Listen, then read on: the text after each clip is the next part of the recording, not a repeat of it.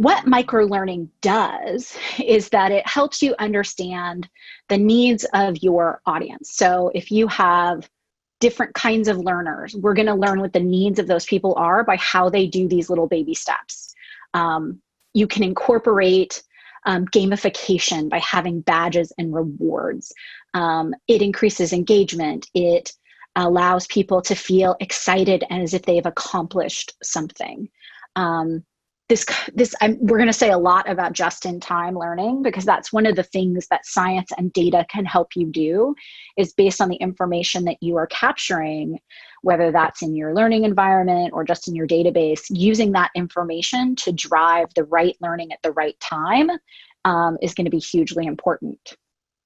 And then finally, people feeling good about the information that they've learned, that they've been able to internalize it. So giving people quizzes and tests or certifications as they learn those bits and pieces helps them feel like they are engaged and progressing, and that they feel good about the work that they're doing while learning. And hopefully with microlearning, it doesn't really feel like work.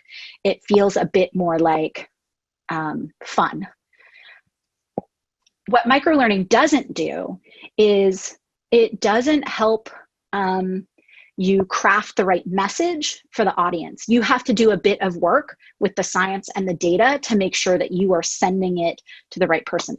You can't just apply microlearning and know that you're going to get to the right audience. You have to use the science and the data.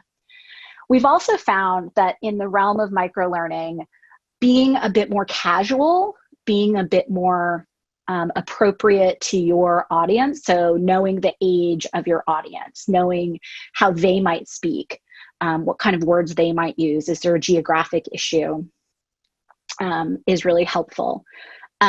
We all have a tendency within our organizations to talk in acronyms, and everybody's got a different acronym for a different thing.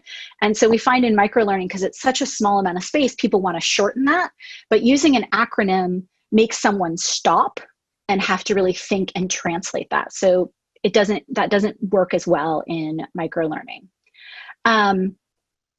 Also with microlearning, we do want that interactive bit, but you have to be really careful that you're not just giving them anything. You want to make sure that it is relevant to what you are trying to get them to learn. So don't put a video in for video's sake.